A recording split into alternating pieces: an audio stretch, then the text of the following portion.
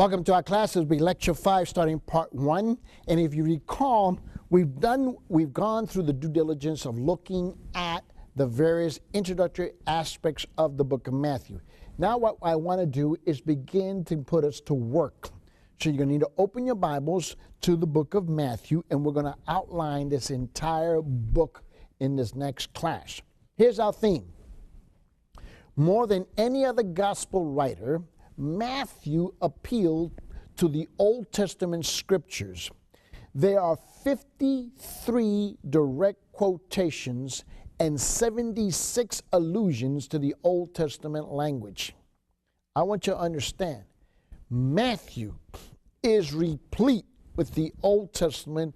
Matthew is the key as we come into the New Testament after 400 years of silence on the part of God, and it begins to unpack for us, in reality, the Old Testament. That's what Matthew begins to do.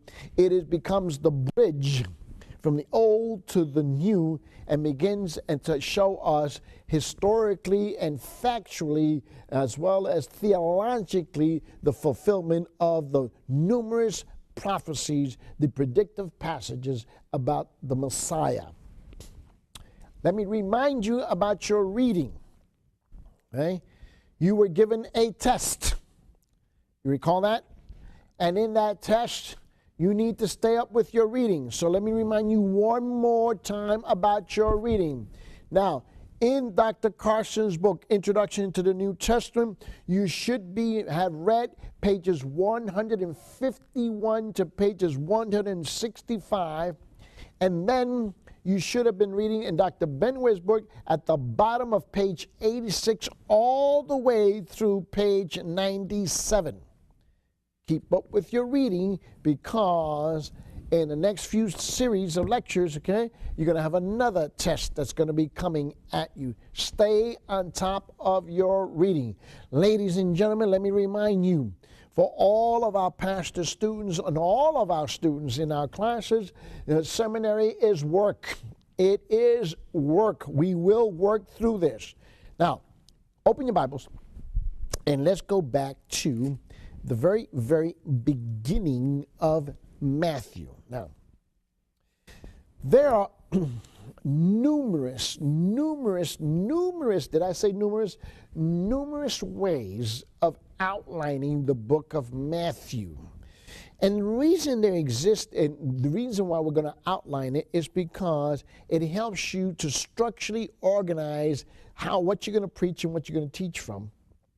But it also helps your audience to begin to grasp an understanding of the book of Matthew. Now, when you normally teach and preach from the pulpit, whether it be a pulpit on Sunday morning or Sunday afternoon or Sunday evening, or it's Wednesday night Bible study, or it's a separate Bible study on a Monday night or Thursday night or Tuesday night or Friday night, wherever it is, or it's Sunday school, or you're sitting inside of, we have a number of, for example, in our church, we have a number of people who minister in the prison systems, okay, in our prison system, and work with our youth as well in the prisons there. We have a number of our people who work, in fact, one of our pastors on staff spends a lot of time ministering in the missions as well. So, and we have a large segment of our people who've gone to the mission field overseas. So it doesn't, and so we've ministered in all kinds of different settings. So no matter what you call the pulpit, okay, the pulpit is going to be a pulpit. I don't care what it looks like. You can slap your notes up there. You can slap your Bible up there. That's going to be a pulpit wherever you are. No. I say that for this reason. Your audience, the majority of your audience, it's rare when many of you prepare notes in advance and give those notes out to your people to listen and follow through. So one of the things that your people have to learn is how to listen very carefully as to what you are saying. You need to be structured, organized. You just cannot continue to ramble and mumble and mumble and fumble and grumble. You cannot do that. You need to be highly organized in the presentation of your material. Why? Your audience does not have the benefits of your notes.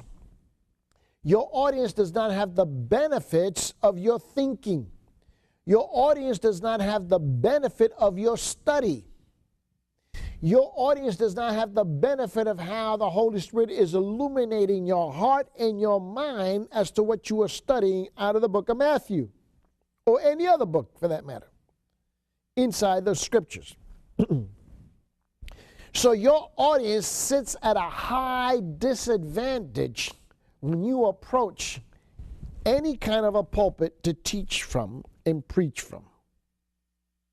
So for that reason, you need to be very clear and you need to be very structured so that when they hear you, when they listen to you, and they're taking notes, they have a logical sequential order of how to follow you. Because once you go off the beaten path and you start and you're scatterbrained in your approach, your audience remains confused because they do not have the benefit of your next thought. Only you have the benefit of your next thought in your mind. Only you know what you're going to say. Only you know what you're not going to say. And only you know when you're about to make a major change. So your audience is always at a disadvantage. And you need to be reminded of that constantly. As I train my people to take the pulpit and to teach and preach, I got to put a big old sign in the back that says, your audience is at a disadvantage.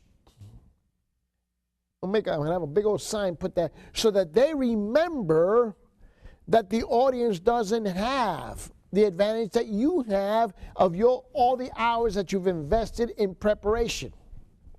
So you need to create some kind of a structural outline that you can give to them verbally or a handout, but so many of you don't do anything, you don't give anything in writing, and so you need to be able to give it to them so that they have a way of following you. It's a way of hanging your hat on something, and you can stay on course and not lose your audience. One more thing. We live in a modern era. In the modern era, we face challenges that perhaps those in all the way up through the 19th century into the beginning of the 20th century, okay, did not have to face. We face something very uniquely different today than any other time period, at least in the history of the church. If your typical audience, the typical audience that you're facing, those of you who are tuning in right now, you are struggling to listen. You are struggling to follow me. Why? Because you live in a high-paced, fast-moving, digitized world. If you look at the average person, at least in this country, and we know that the statistics are proving and the studies are proving that this is expanding exponentially around the world. If you look at your typical audience, what happens? They spend most of their time in front of what? In front of a television set. This is where they spend most of their time. And they spend most of the time watching programs that are 30-minute segments. And the 30-minute segment starts out with anywhere between 2 to 5 minutes worth of commercials. No commercial, and the overwhelming majority of the TV commercials are about 30 seconds long. So they've seen a lot of things come at them in 30-second segments.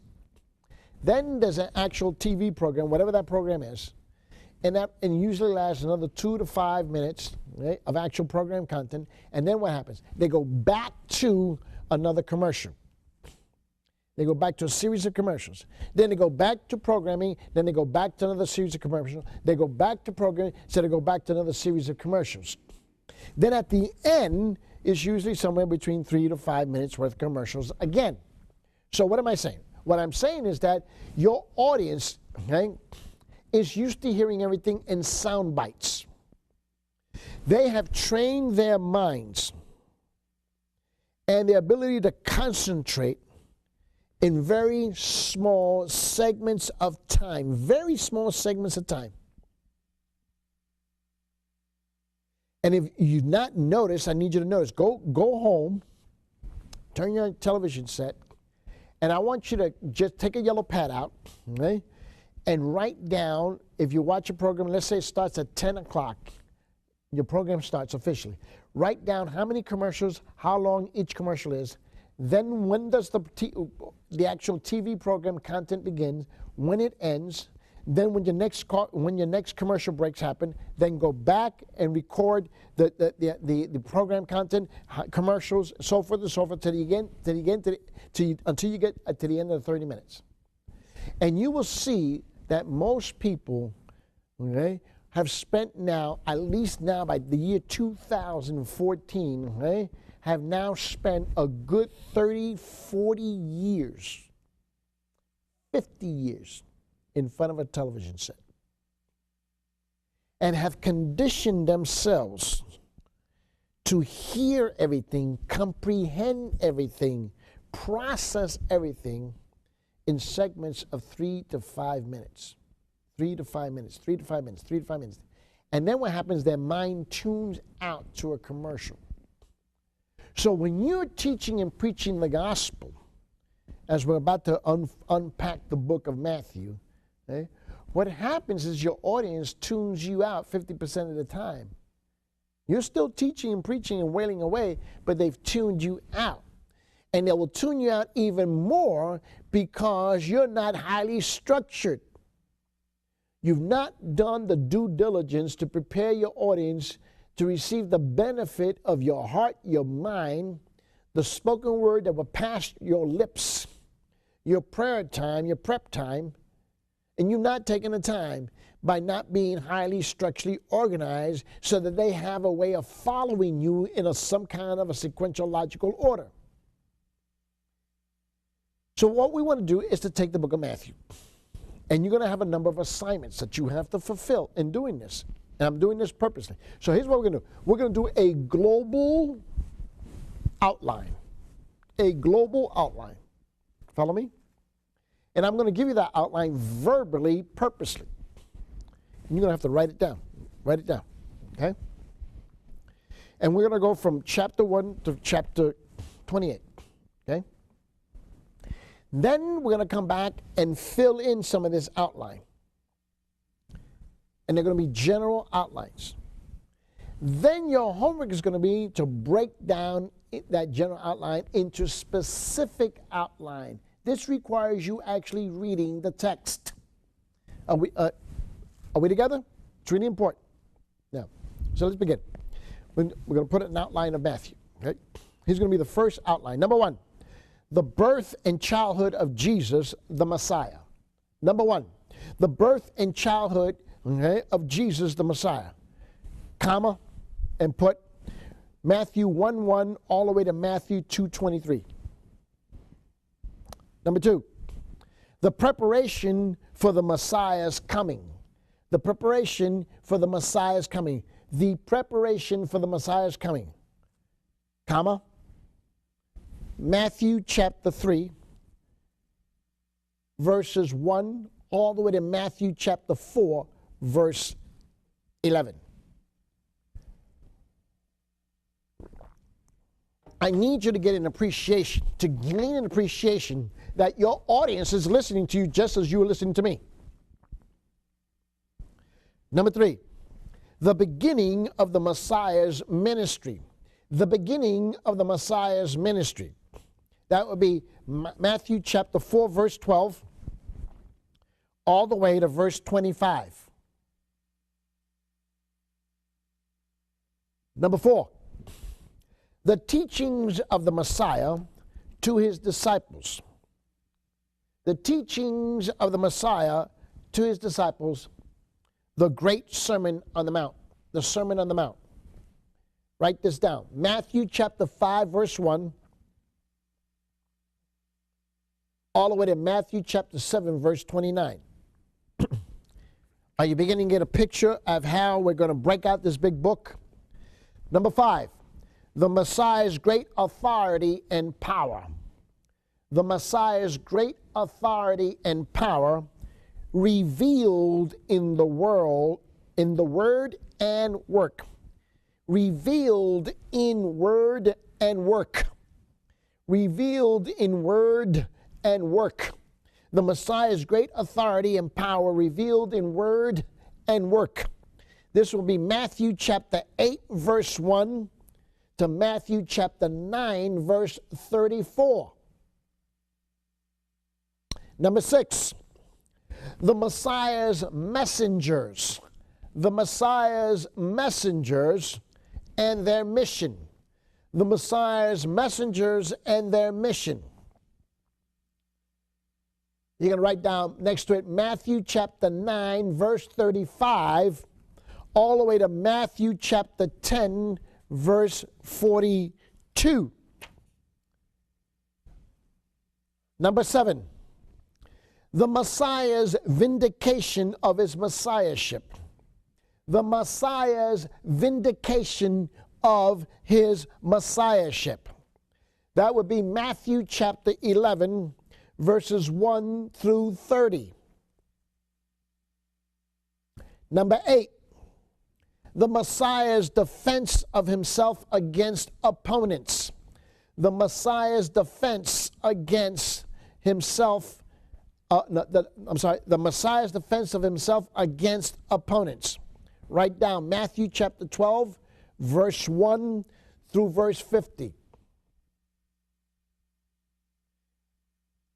Number 9, the Messiah's parables describing the kingdom of heaven. The Messiah's parables describing the kingdom of heaven. That would be Matthew chapter 13, verse 1 through 52.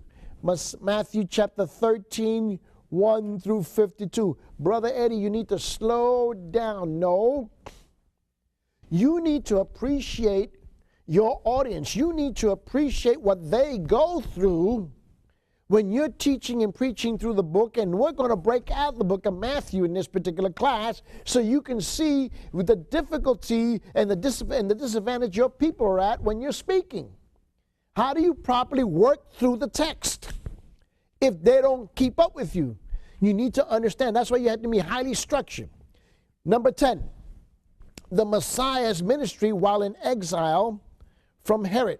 The Messiah's ministry while in exile from Herod.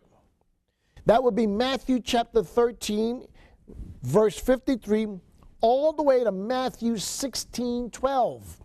All the way to Matthew 16, 12. So keep up with me. I want you to appreciate your audience, what they have to go through when you're teaching and preaching. Okay? Number 11.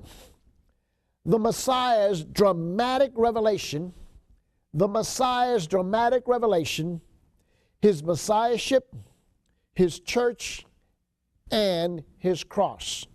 His messiahship, his church, and his cross.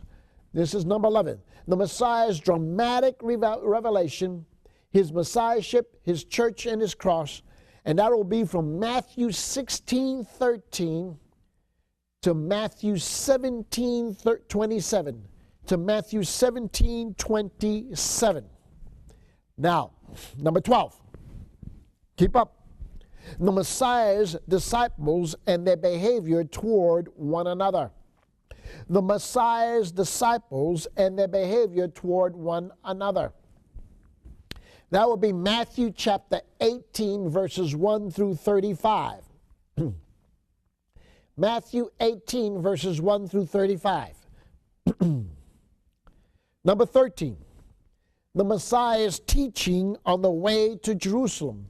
The Messiah's teaching on the way to Jerusalem. That would be Matthew 19:1 all the way to Matthew chapter 20, verse 34. Matthew 19:1 all the way to Matthew chapter 20, verse 34. Number 14. The Messiah's last week. The Messiah's last week. His claim challenged and rejected. his claim challenged and rejected. Excuse me.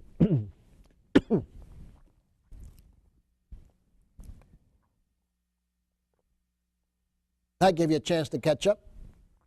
So that would be Matthew chapter 21, verse 1, all the way to Matthew 23 to 39.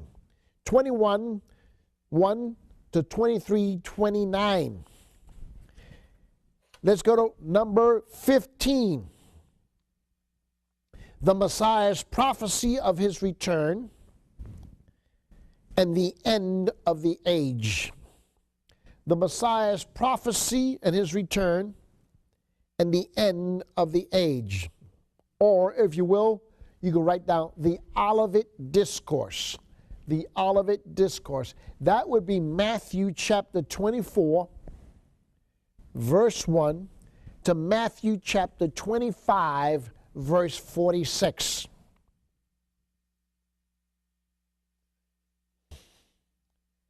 Then let's go to number 16. The Messiah's arrest, trial, and crucifixion. The Messiah's arrest, trial, and crucifixion. That would be Matthew chapter 26, verse 1, all the way to Matthew chapter 27, verse 66. And there's a lot of material in there. Then we're going to do the last one. This will be number 17. So we're working with a 17 major point outline, and then we're going to break that down together so you know how to organize this book. Look at number 17 will be the Messiah's triumphant resurrection. The Messiah's triumphant resurrection. And that will be Matthew chapter 28, verse 1 through 20. So what we have done literally, okay, in a fast-paced effort is to outline the major themes of the book of Matthew, so now you have a handle as to what to work with in the book of Matthew. And I gave it to you at the pace that your audience is listening to you. Remember what I told you. Your audience is at a disadvantage. They don't have the privilege, they don't have the luxury, okay, of your forethought. They don't have the luxury, and they don't have the advantage of your prep time, your study time, your thoughts. They don't have, your audience is at a complete disadvantage. So if you are disorganized in your presentation, they are going to be scattered. You will lose 50% of the time, 50% of them at 50% of the time. It's going to happen. So don't forget your organization.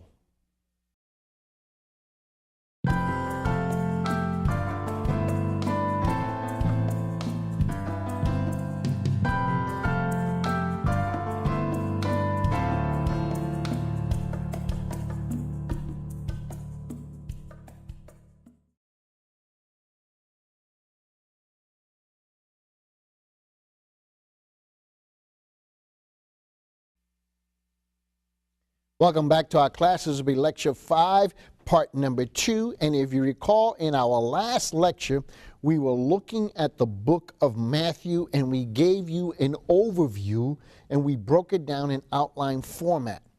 Now, in these next few classes, we're going to be working through the text. We're going to be outlining this book so you get a better idea, a better picture of this book. And then we're going to go into some very specifics so that you can now begin to break this book down, and I'll give you some examples. So let's go look at it one more time. If you recall, in our last class, I had given you an outline of basically 17 points how to break this book down. Remember, what I also said to you was that there are numerous ways of breaking the book of Matthew down. There are numerous outlines that are out there. I just happen to choose one to work with. That's all. You can break it down another way if you so desire. But I'm giving you one on how to. So I want you to get in the habit of beginning to understand whatever text you're teaching from, whatever text you're preaching from, how it actually fits into the overall scheme of that book and how it fits into the overall scheme of that section of the book, and how it fits into the overall scheme of the paragraph on which you're taking that, from which you're drawing that text out of. And so we're looking at the book of Matthew now. You remember that I told you also that the book of Matthew is the transition, the gateway back into the New Testament after the 400-year period of silence.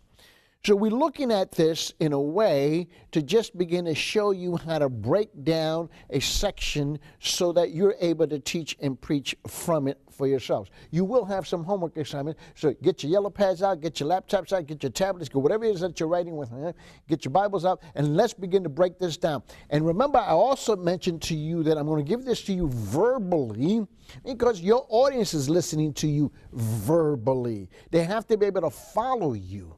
And you need to make sure that they are following you. How? By maintaining yourself in a structural outline that you can work with. And then you can go on and make all of your comments and you can make all of your comments with regard to that particular outline as you so desire. If you recall, we had all mentioned that we had a 17-point outline. And what I've done is just to select one point. Now, if you remember, I gave you the 17 points, and that you should have those notes. You should have picked them up coming into the class. You should have downloaded them by now. And we're looking at the general outline of the book of Matthew. If you go to the first point, the birth and the childhood of Jesus, the Messiah. Point number 2, the preparation of the Messiah's coming. Point number 3, the beginning of the Messiah's ministry. And point number 4, let's park ourselves at point number 4, the teachings of the Messiah to his disciples, the great sermon on the Mount. This section covers chapter 5, verse 1, all the way to Matthew chapter 7 to verse 29. So we're going to look at this as an example. Now, we've selected point number 4 within the scope of the entire book of Matthew. Now let's break down point number 4 in detail. And we're going to bring it a little bit more detail. Here's what we're going to do. Now, get your pens out. We're going to break this thing down. So we're going to transfer point number 4 over to a different sheet of paper. And we're going to put the teaching of the Messiah to his disciples, the great sermon on the Mount, Matthew chapter 5, verse 1, all the way to Matthew chapter 7, verse 29. Now we're going to break this section down. We're going to break this entire section down all the way from Matthew chapter 5, verse 1, all the way to Matthew 7, 29. Are you ready? Let's do this. Point A. The true disciple, part 1. Who is and his reward. And remember, this whole section talks about the Beatitudes. So this is going to cover Matthew chapter 5, verse 1 through 12. Point B. The true disciple, part 2. The salt of the earth, serving God. This will cover Matthew 5:13. Point C, the true disciple, part 3, the light of the world, shining for God. The light of the world, shining for God. This will be Matthew chapter 5, verse 14 to verse 16. Now you're beginning to see how we're going to break down this global outline into a regional outline. Now let's go on. Point D. The law and Jesus, breaking the law of God.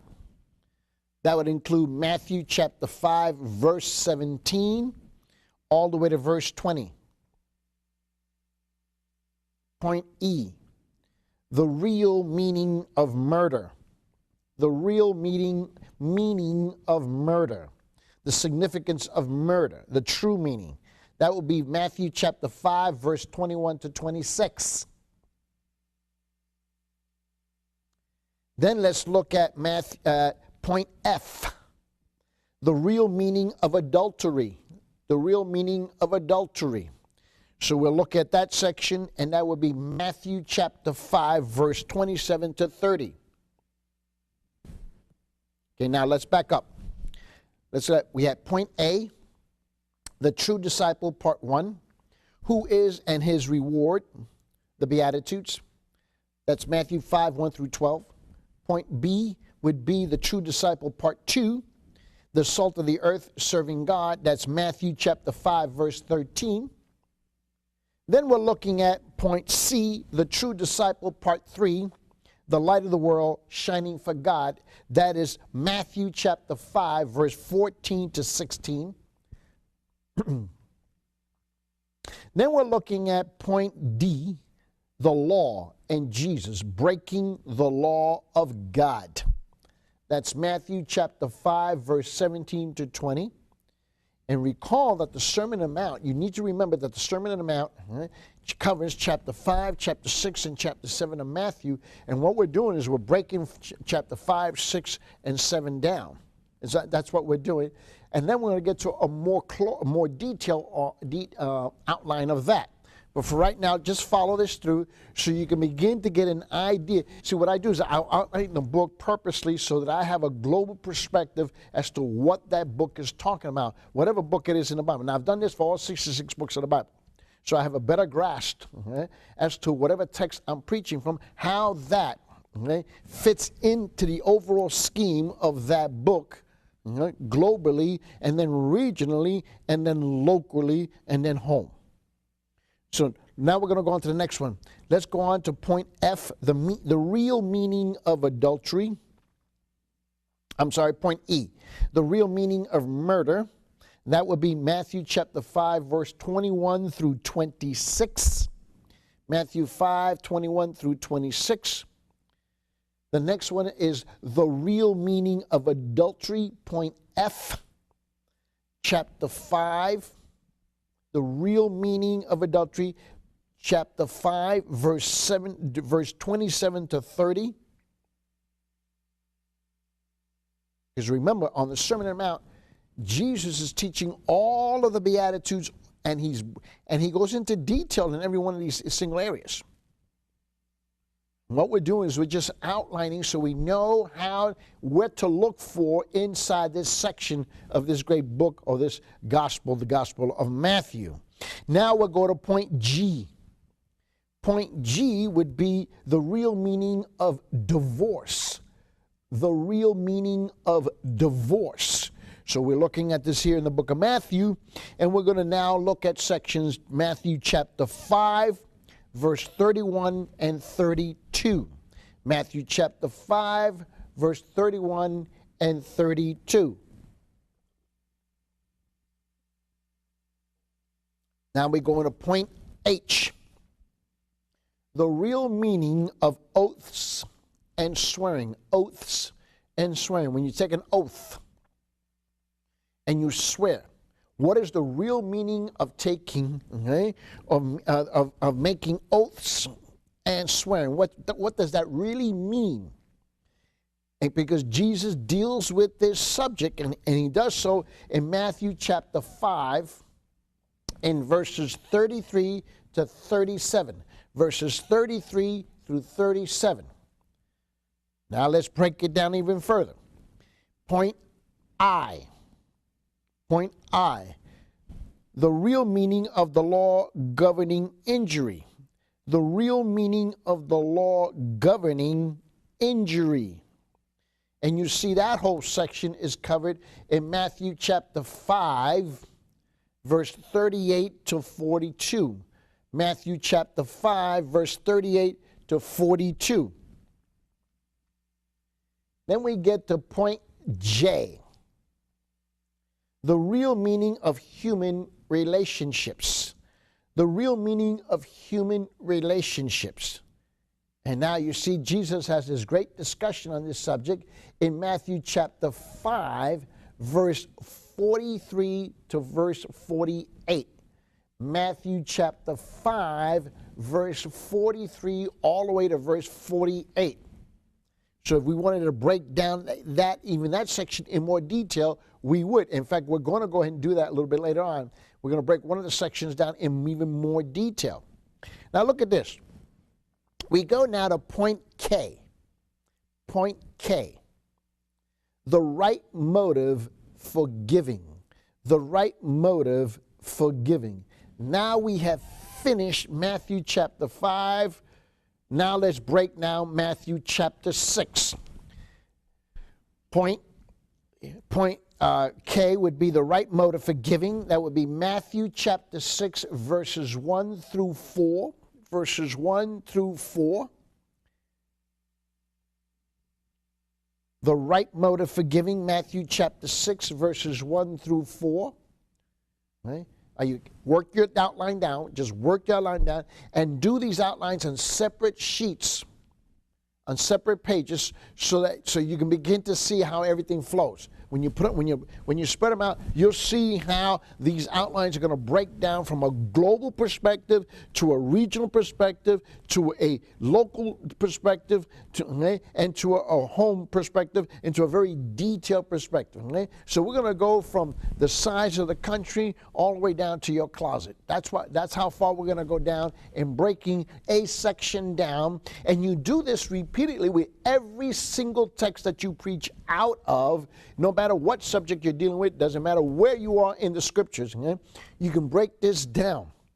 You remember what I spoke to you about numerous classes ago, and I'm not sure is when we began at the beginning of the semester. I think we were talking about this as how do I study, how do I break these things down, and the process. You remember I told you I have 4 reading cycles? And remember there was 4 reading cycles, and then there are 4 cycles within those cycles in breaking the scripture down so that I may get an understanding of what is being dealt with the subject matter in its proper context. That's what we're doing now. Is now we've done all that work, and now we're beginning to look to break down these sections in a way that your teaching audience, your preaching audience can begin to comprehend what you're talking about out of the book of Matthew. Now let's look at this. As we go to the next section will be point L, the right motive for prayer. The right motive for prayer, put part 1. The right motive for prayer, part 1. That would be Matthew chapter 6, verses 5 and 6. Verses 5 and 6. Now we're going to break this down. Point M. M as in Mary. The 3 great rules for prayer. The 3 great rules for prayer. Part 2. Part 2. That would be Matthew chapter 6, verse 7 and 8. And if you recall, I had mentioned to you that you can take numerous outlines. Okay? We're just working one through right now so that you get a handle, an idea, okay, of how I look at the book of Matthew and breaking it down in all of its subsections. Now we go to point N. N as in Nancy. The model prayer. The model prayer. Or what a lot of people are accustomed to calling it the Lord's Prayer. But in reality, it's the model prayer, okay? The disciples' prayer. This is where they ask Jesus to teach them how to pray, because we know that the Lord's Prayer, the true Lord's Prayer, is John chapter 17. But this is really the model prayer or the disciples' prayer, if you will. So we look at this section here on point N, as in Nancy, the model prayer. Part 3. You would write next to that Matthew, okay? You would put Matthew chapter 6, verses 9 through 13. Matthew chapter 6, verses 9 through 13. Now we get to point O. Point O, as in Oscar, okay? And we will put this section, the basic principle of prayer. The basic principle of prayer, put part 4. Part 4. Okay? And right next to it, put forgiveness. Forgiveness. That would cover the section of Matthew chapter 6. Matthew chapter 6, verses 14 and 15. Matthew 6, verses 14 and 15. Now let's break this down any further. We are going to now put point P. P as in Peter. P. The right motive for fasting. The right motive for fasting. That would be Matthew chapter 6, verse 16 through 18. Matthew chapter 6, verse 16 to 18. Now we're going to put point Q. Q as in quiet, as in quail. Okay? Point Q would be the warning about wealth and materialism. The warning about wealth and materialism. That would be point Q. The warning about wealth and materialism. That would be point, and I want you to see this, that would be sections Matthew chapter 6, verses 19 through 24. Verses 19 through 24. So we've gone through all of Matthew chapter 5. Now we're going through Matthew chapter 6. We're breaking down the Sermon on the Mount in chapter 5, 6, and 7. And we're creating now a regional, if you will, outline so you can begin to work with this. So this would be point Q, the warning about wealth and materialism. Matthew chapter 6, verses 19 to 24. Now look at this next section. Point R. R as in Robert. R as in Robert. The counsel on worry and anxiety. The counsel on worry and anxiety. This would cover Matthew chapter 6, verses 25 all the way through verses 34. So this is a much larger section. It's a much more complicated section, but not that more complicated. So that would be Matthew chapter 6, verses 25 all the way to verse 34. Are we together now? You got to stay together with me on this. Now we're going to go to point S. Point S. I'm doing this purposely this way so that you get a handle on how people listen to you when you're teaching and preaching.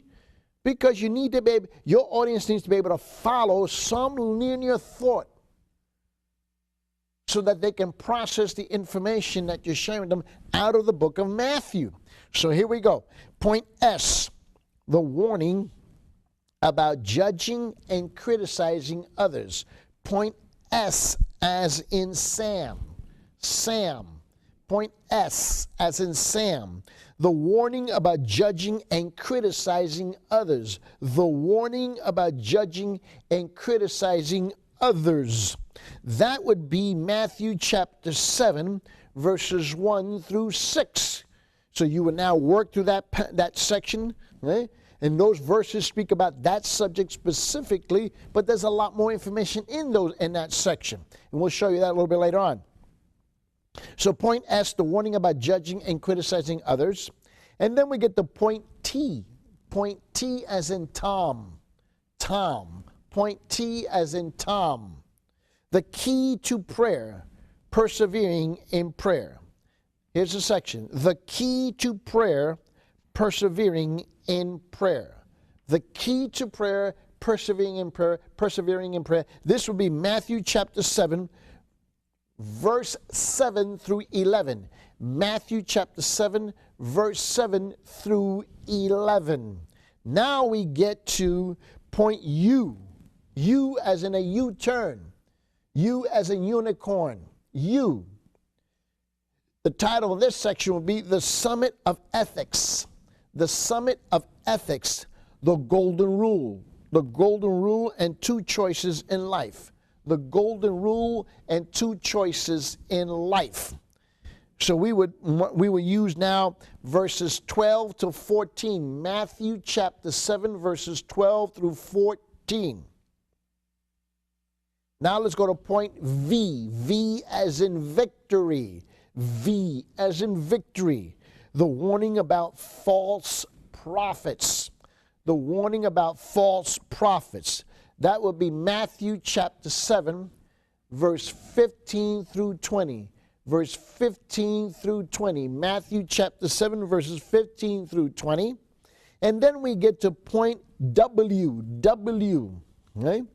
Okay? The warning about false pretenses. The warning about false pretenses. Who shall enter the kingdom of heaven?